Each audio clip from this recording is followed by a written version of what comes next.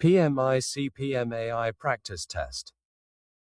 You cleaned the data, you fixed the mess, and now you finally get to build something. This is the moment everybody waits for. But here is the truth: most people rush this phase. They throw data into an algorithm and pray. That is not model development, that is gambling. Let me teach you the right way. Quick reminder: this is just a part of the complete course. You can get the link in the description for the complete practice questions with explanations, which will help you get your certification. I have also put a link to my Udemy practice test. It has 180 questions just like these. Section 5, Model Development, Building with Purpose. Welcome back, my friend, you made it to the fun part. This is Phase 4, Model Development. You have clean data, you have engineered features. Now you feed the data into algorithms and patterns emerge. But here is the secret: model development is not about writing code. It is about experimentation. You try different algorithms, you tweak settings. You fail fast. You learn faster. So, what do we actually do here? First, we split our data properly. Training set, validation set, test set. You train on one group. You validate on another, you keep the test set locked away until the very end. No cheating. Second, we select candidate algorithms. You do not pick the fanciest model. You start simple.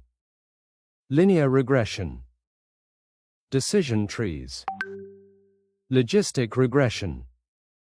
Simple models are faster, easier to explain, and harder to break. Third, we train the model. This is where the computer learns patterns from your training data. It adjusts internal weights. It makes mistakes. It corrects itself. It gets better with each iteration. Fourth, we tune hyperparameters. These are the settings you choose before training begins. How deep should the tree grow? How fast should the learning rate be? You test different values. You keep what works. Fifth, we validate performance. You run your model on the validation set. You check if it generalizes. If it only memorized the training data, that is overfitting. If it learned nothing, that is underfitting. You find the sweet spot. Now, let me tell you something important. You do not build one model. You build many models. Dozens.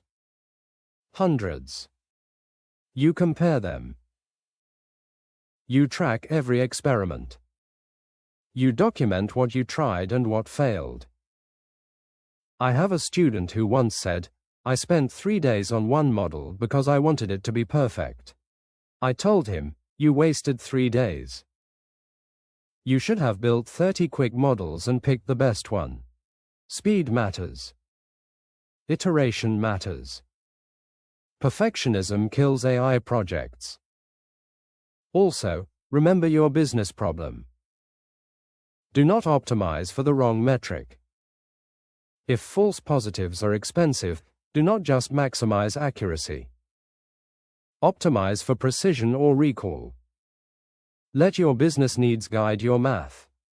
All right, enough theory. Let us see if you can spot good modeling practices. 1. A data scientist trains a model and gets 100% accuracy on the training data. Why should you be suspicious? The model has likely overfit and memorized the training data completely. Perfect scores on training data are a red flag.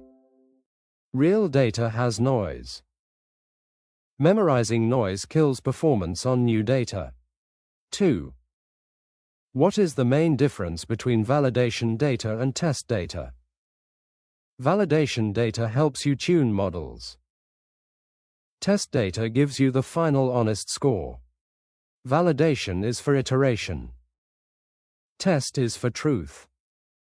If you tune on test data, your score is meaningless. Keep test data locked away. 3. A team starts model development by immediately using a deep neural network. Why is this approach risky? Complex models are harder to debug and explain to business stakeholders. Start simple. Linear regression or decision trees. Add complexity only if simple models fail. Do not use a cannon to kill a mosquito. 4. You are building a fraud detection model. False positives upset customers. False negatives lose money. Which metric should you prioritize? It depends on which cost is higher for the business. This is a business decision, not a math decision. Talk to stakeholders. If upset customers cost more, prioritize precision. If fraud costs more, prioritize recall. 5. During validation, your model performs great on training data but poorly on validation data. What is the problem? Your model is overfitting and failing to generalize to new examples. Training performance does not matter. Validation performance matters. Go back, simplify your model, or add regularization. Closing for Section 5. Model development is not a sprint. It is a series of short experiments. Try something, learn something, throw away what does not work, keep what does. In my Udemy course, I show you real code examples. I compare 5 different algorithms on the same dataset so you can see the trade-offs. I also sell a model development tracker on my Etsy store. It is a simple log sheet. You write down each experiment, your settings, and your results. It keeps you organized when things get messy. Both links are in the description box below. Go check them out. Now I want to hear from you. What is the hardest model you ever had to debug? Was it overfitting? Was it weird data?